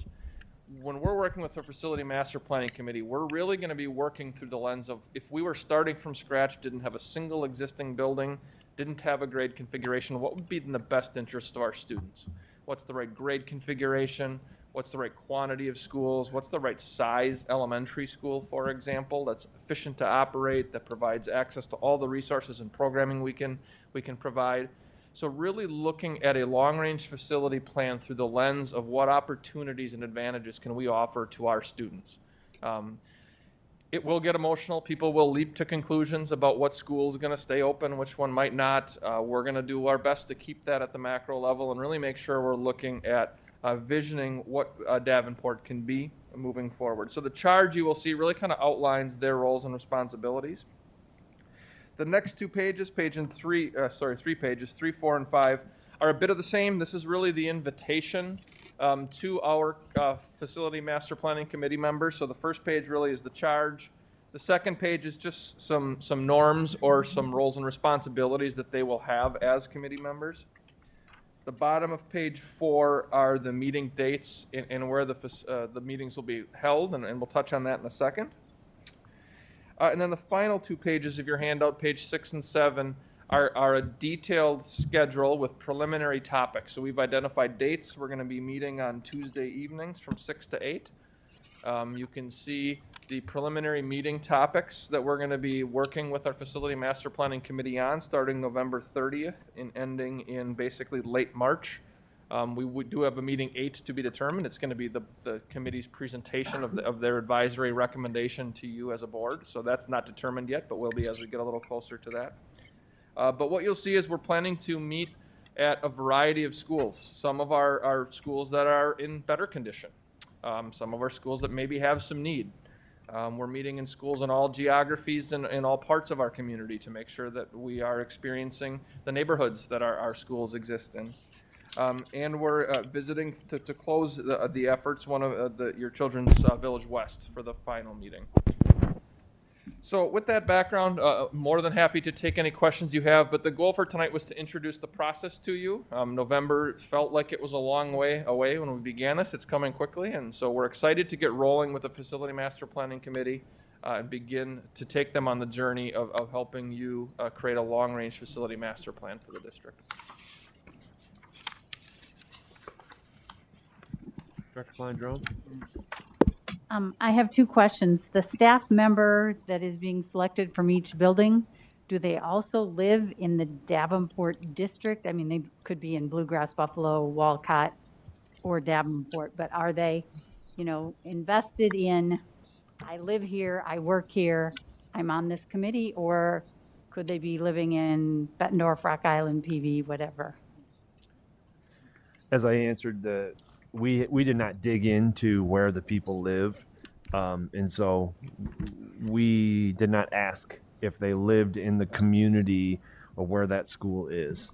They're bringing the expertise that I work in this school.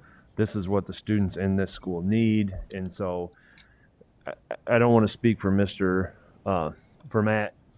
In this instance, that teacher is there to bring the expertise from inside that building. And those people were selected by the administrator in that building for having a passion for teaching and knowledge and understanding of what it would, the successful student environment inside that building. But that's something that we can definitely look into. That they're more regional because not all of our teachers work in the boundary of where their students go to school. So that regional piece, that community piece, is really more about the parent that is inside of that group. Correct, TJ. I would agree. It's not essential that they are a resident of the school district because we're really looking for them to bring the educator lens to what is the best student experience we can offer. And by having a cross-representation across the district and across all of our grade levels, we're able to achieve that. And second, the Community Action Committee, once it has been established, could you share the names with us Yeah. as a board so we know who is on that? Absolutely. Great question.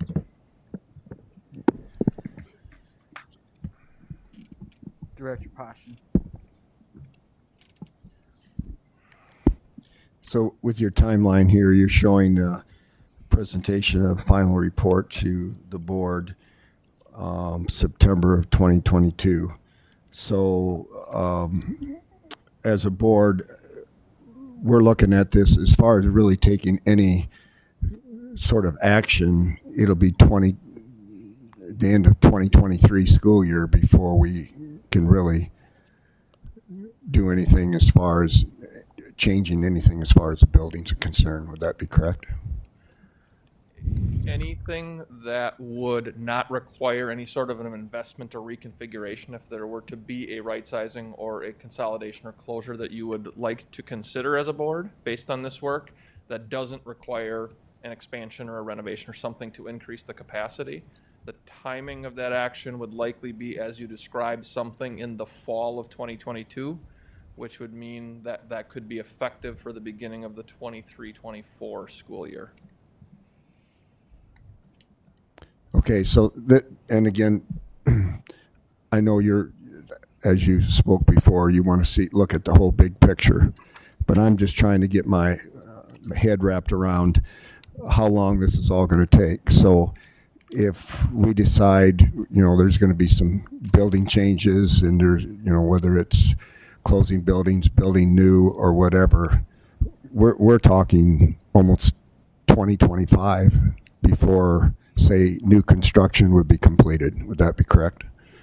The scale of the investment would obviously drive the duration of that timeline, but I don't think you're far off in that. I can give you, for instances of another district of some significance that is in a position right now we're working with has the ability to potentially consolidate or close 2 elementary schools without an investment. Those are obviously, assuming the will of the board is there to take that action, they're going to be able to make those decisions without any investment. They can close an intermediate school and a high school with a significant investment, and that's similar to the timeline you described. They're on about a 3 to 4 year plan if the community agrees with that. So it will be theoretically, because again, we don't know exactly where we're going, theoretically it'll be some phases. Some could be more immediate, others may require more of a timeline as you described if an investment is needed. Well then, and I think Karen would be in agreement with me, as we sit on the finance committee, our concern is that we're not right-sizing the district quick enough.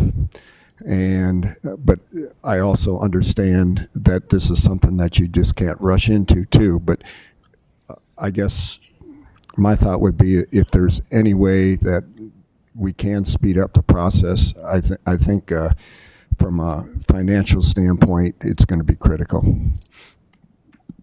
Thank you.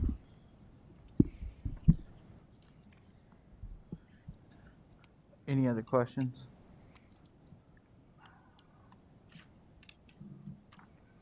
I guess your presentation knocked it out of the park. Excellent. Well, great to see all of you again. Looking forward to the continued partnership and excited to get rolling with our Facility Master Planning Committee in the month ahead. Have a great rest of your meeting. Thank you.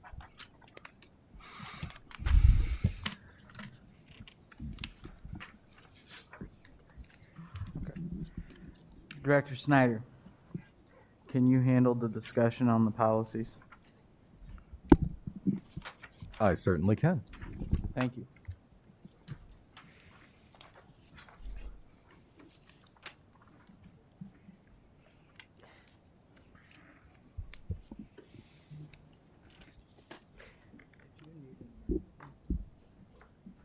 Okay.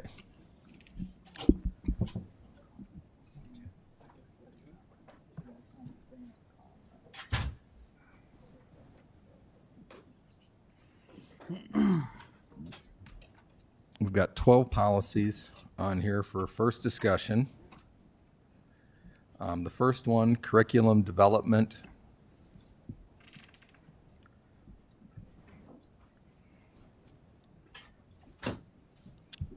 When we just had this policy meeting a few nights ago, and essentially we looked at ours versus the IASB's. And when we looked at the IASB's, there was only a couple things we changed on it. Basically, you can see in the red where it's struck out. We removed decisions and put in there potentially, because as it is right now, the curriculum department, when they're adopting new curriculum, will often have parents, community members, people kind of give input on that curriculum. So they're involved in the process, but the way it was worded is that they're involved in the decision making. And frankly, us as board members isn't even involved in curriculum decision making, as that's not our forte. So that essentially is the only things we changed, is remove the words decision and put potentially, because again, that's at the discretion of the curriculum department. Any questions, comments?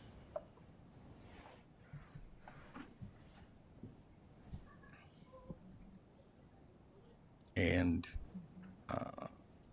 the next one, curriculum implementation, 602.02. I don't have notes in front of me, so I kind of got to glance at these. Essentially, this is the same thing. We just crossed out decisions.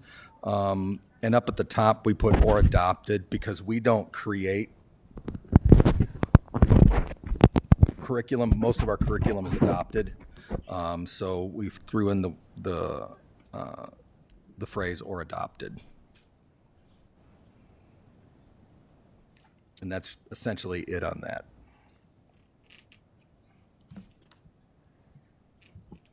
And then curriculum evaluation, 602.03.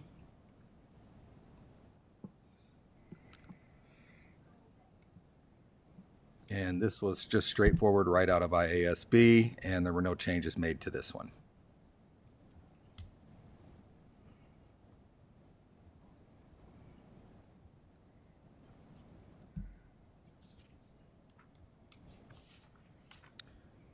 Pilot experimental innovative projects. And again, these numbers, for what we had with our numbers, we're not changing numbers just to rehash. We're going through policies, adopting the policy, and then when we're all through the policies where we're on the IASB manual with the changes that we made to customize to the DCSD, then we will adopt the number change all in one fell swoop. So don't look at the numbers here and say, how come the number varies from IASB? Because you will still find some that vary. As far as pilot experimental innovative projects, this is another one that we just decided the IASB's said it better than what we had.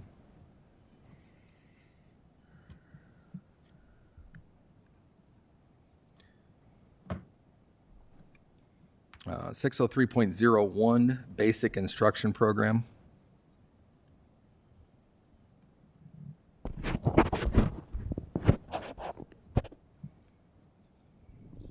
On our policy, we had this huge fluff, feel-good paragraph at the beginning that was just a waste of basically paper. But we did have one paragraph in ours that we liked, and that's what in green that we moved to the second paragraph. And we also then did, as far as the graduation requirements, because every district has different graduation requirements, so we had to tune that to what we do here in Davenport. And that's essentially that in a nutshell. And we did add a pre-K in there because we have pre-K services.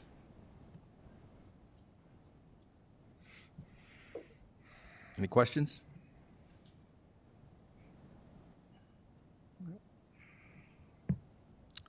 .02 summer school instruction. Yes, 602.0. I think that's supposed to read 603.02.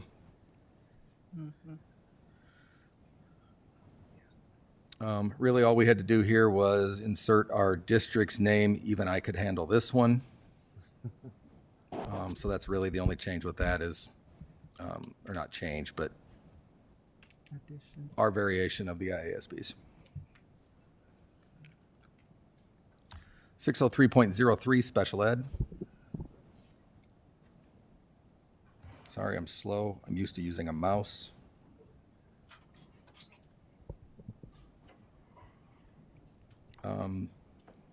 The only thing we added to this one was our little sentence that we use superintendent or superintendent's designee.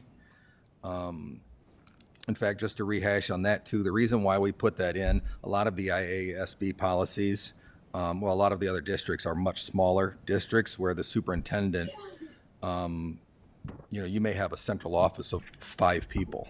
A district our size, superintendent can't do all of these things. It's impossible. So that's why we say superintendent or superintendent's designee. Could I just ask a question? I know it's a mandatory policy. Birth through age 2, are they actually in our building, or is AEA providing that at AEA, or I just curious? That service is in the home, so our staff, AEA staff, go in the home and work with families. Okay. To provide that service for your Davenport residents. Yeah, so we provide the funding, but you provide the people to go to the homes. It's an AEA service, so it's not individual district. Got it. Thank you. Good. There was just one thing too on that summer school policy that Director Snyder and Director Beck and I talked about. 603.02. The way it's written, which maybe has not been past practice, is that the board may offer summer school, and it's worded as such that we as a system would come to you in late winter, early spring with recommendations for summer school.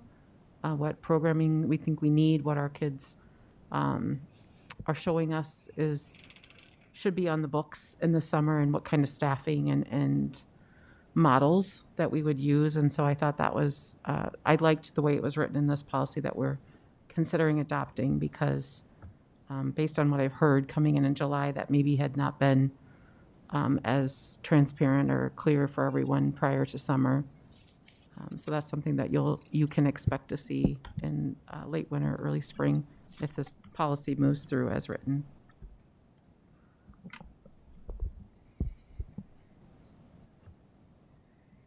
All right, and then career education.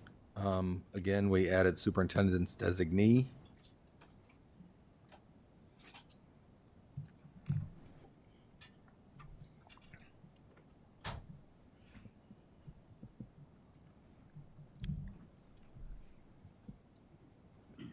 The teaching about religion.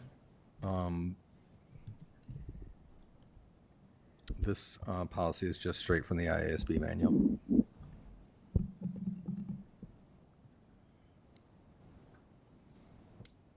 And I apologize, I don't have much more notes on this. Allison's the note taker and takes exceptionally good notes at these meetings. So I feel like I'm kind of robbing you guys of some knowledge, but by all means, if there's any questions you have, don't hesitate to ask us, and we'll get you the answer before the next meeting. 603.10, global education.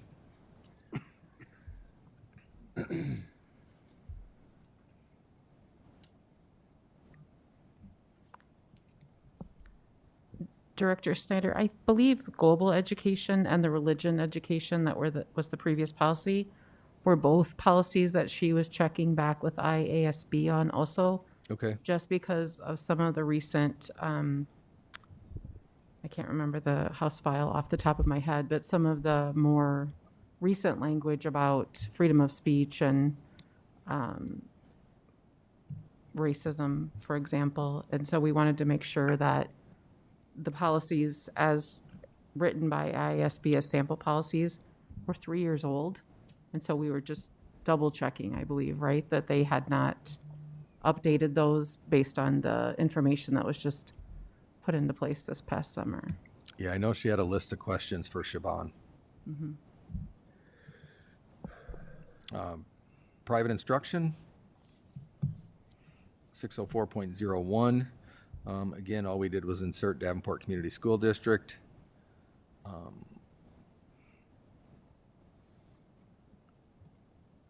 Again, straightforward out of the IASB.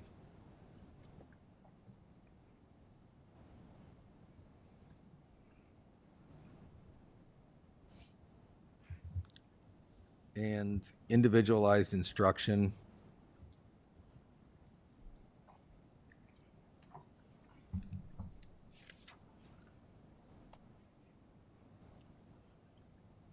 And I don't recall anything earth-shattering on this one either. There's no notes on it, so just,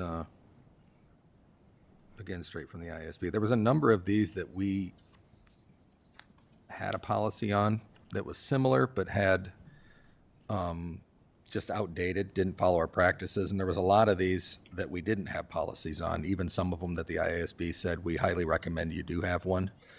So a lot of these are new ones, and Allison would be able to tell us which ones are new and which ones are not. But these are all from the IASB manual.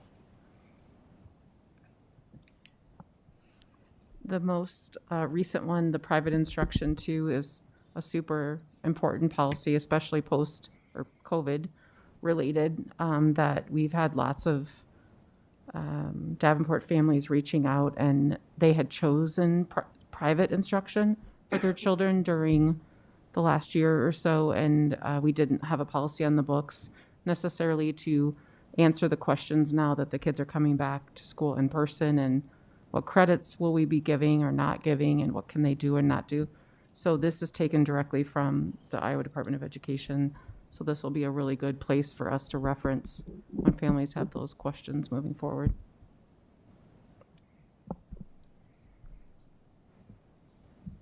Good. And if there's nothing else, we can move on to policy 601.02, school day, for the second discussion.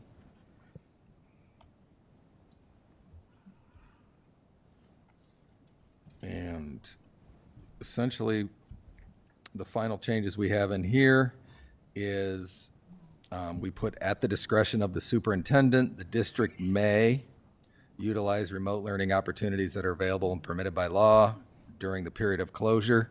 And the reason why that's in there is that leaves it at the discretion of the superintendent with the understanding that I think everybody on our board unanimously agrees, including our superintendent, that in-person instruction is better than online instruction. But if we are faced with a year where, say, we have just an absurd number of snow days, ice days, to where we are so far behind that, you know, we need to do something, that gives the superintendent the flexibility, without bringing the board together, to have a virtual snow day. Because I guess I'll go ahead and open that up for discussion before I give my opinions on it. So My question is, it says, and permitted by law, but I guess when I asked, TJ said we weren't permitted by law, so it really isn't giving our superintendent the authority if we don't have the law to back us up. Is that correct? Go ahead. I believe that that is correct. and we're going to double check this with IASB, that we are not allowed to use remote learning days for snow days. When we have a snow day, we're not allowed to use remote learning days. And so I believe this language is towards the pandemic response. I'm going to lean on my cabinet on this one. When the governor pulled back the policy that she had for that, the remote learning went away with it. So I'm going to lean in on my cabinet for this one as well. So that's my understanding as well. And as I read this, it would make sense to me that if you're adopting a policy, then this could potentially span the time that if the governor were to change, you wouldn't have to rewrite the policy. So it would suggest that if the law changes, then at that time, if the superintendent were to determine that this was needed, then go ahead. But at this point, when we looked into it, that was my understanding as well, Superintendent Schneckloff. So that if the law does change, this allows that response to become immediate. Does that answer your question? It is confusing, though. It does, because it makes it sound like we can do it. It does. But we can't because of the law. It is confusing, but. Dr. Barney, do you have something you wanted to add?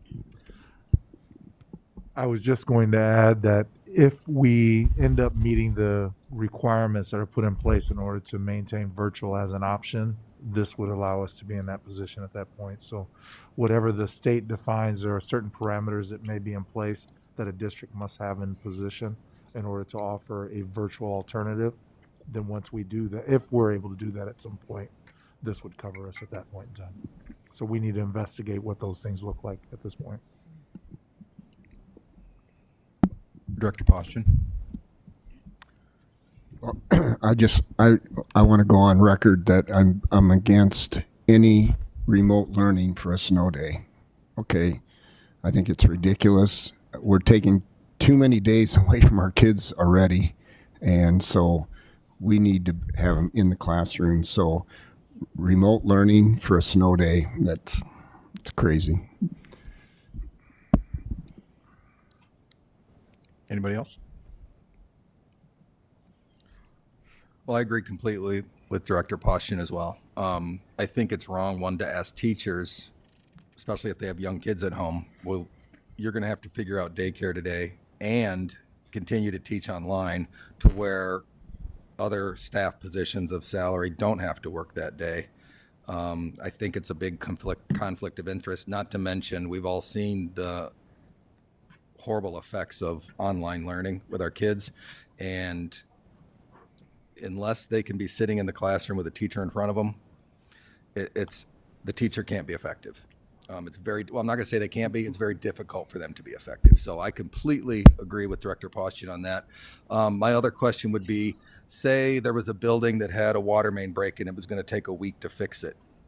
Would something like this be utilized maybe for one building, to where instead of kids, I don't know what would a scenario of something like that be, that maybe we should have this policy in place for something like that? Not COVID related, but rather than kids who can't attend a building for an entire week, at least can do something. And again, I do not believe our law would pertain to that, so that would still not come into play for that. Okay. We would have to figure it out. Perfect. Director Potts, did you have something? Yeah, I was just going to say the idea of remote learning on a snow day is, the teacher gets the electronic message at, let's say, 1 o'clock in the morning, 2 o'clock in the morning, and then they have to prepare an online lesson. Okay, they're not going to do that. They're going to have a lesson in their back pocket that may not be connected to exactly what the curriculum is they're teaching at the present time. And so the value of it, as far as the continuous learning on the topic that is the topic of the day, will be there. And I agree, except I don't see the value of adding lots of days at the end of the year, because then you have a fourth quarter term that is very, very long. And like this past year went very far into June. that's also a problem. But I'm not saying that kids would be prepared to necessarily have a remote day because there was a snow day. Who's going to say, oh, take it home just in case? You know, that wouldn't happen.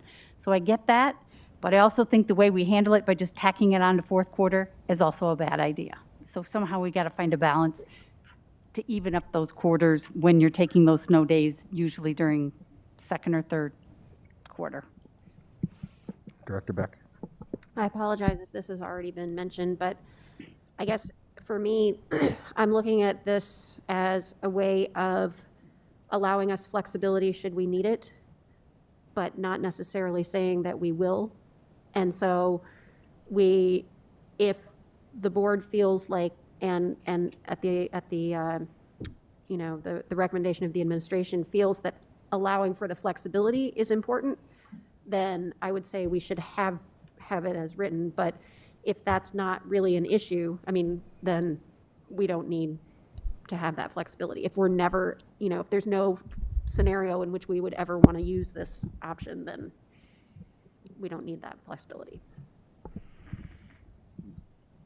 So what is our next steps on this, Superintendent Schneckloff, as far as verifying the verbiage? So I will take this paragraph right here and I will work on it. I'll bring it back to our policy committee with a recommendation for it looks like the fourth paragraph down, and we'll define it with the feedback that the board has given here. That sounds just on a related piece to that, we have an established calendar committee that does look at those. How can we mitigate the factors of extending the school year, because there are diminishing returns after a certain point. And so what does that look like if it were built in moving forward? So sorry, I'm a little off there. See, I'm starting to rain a bit. It's good. And that is Good it. feedback.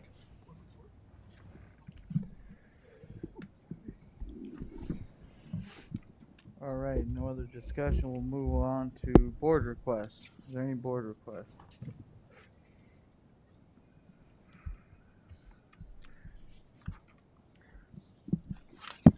Real quick, Mr. President. Yes. Allison, could you send like a list of the one piece of information I didn't have is on these policies for first discussion, which ones already that we had a policy in place that we are adopting over the new one? Do you have that list that you could send to Brenda and she could send it to the board, because I didn't have that Yeah. for them to reference? Yeah, I have it right here. I apologize. I forgot to. Nope. I didn't get a chance to do that before our meeting, but yeah, thank you for the reminder. Thank you.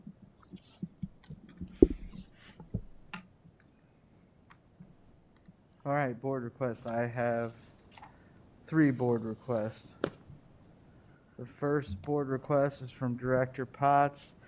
Date of request is today.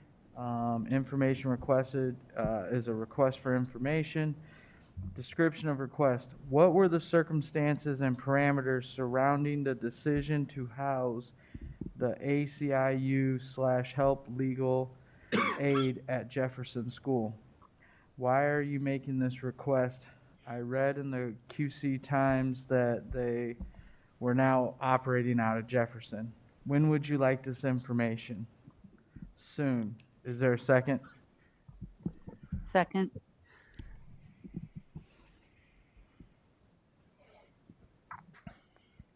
Sorry, you got a long last name. It takes me a minute to write that down.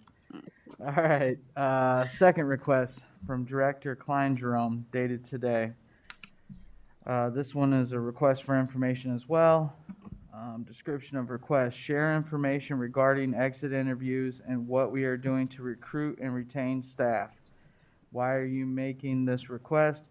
This is part of the superintendent and board goals. When would you like this ASAP? Is there a second? Second. Seconded by Director Postian.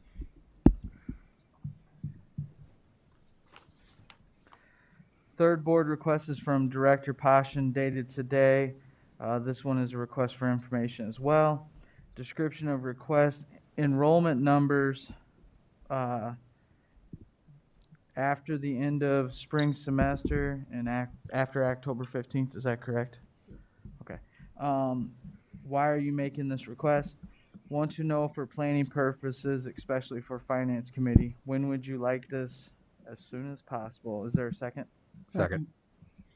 Seconded by Director Hayes. Any other board request? Administrative reports. None at this time. All right. So moved. Oh. Not today. Board reflection. I'm going to start with Director Potts. I would say my takeaway, two takeaways. First takeaway is the information we received on Special Olympics and the entire, obviously that there's a plan to enlarge and expand that so that it isn't simply a standalone single event, which is really good. The second, and I think probably the information we received tonight that has the potential for the most substantial long-range impact on our school district is the long-range facilities committee. Because this is not, we're used to the long-range facility plan that had a list of what building was going to have what done to it when. And this is an entirely different approach that requires basically the reimagination of what the school district could or might look like.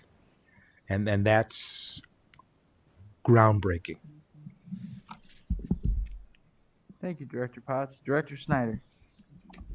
Well, two things. One, I think absolutely the Special Olympics presentation, those cards. I said during their presentation, I mean, these cards are beyond Special Olympics, beyond education, beyond.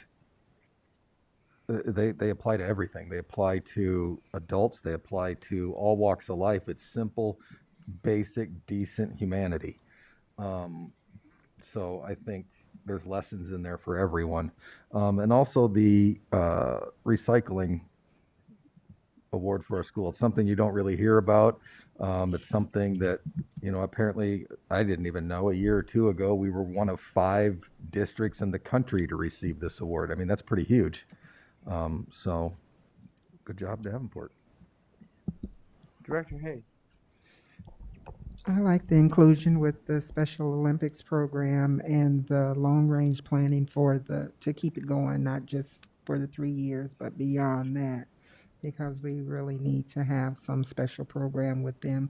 There's sports for middle school, there's soccers with the dad club, and I just feel that the special needs need to have a program as well.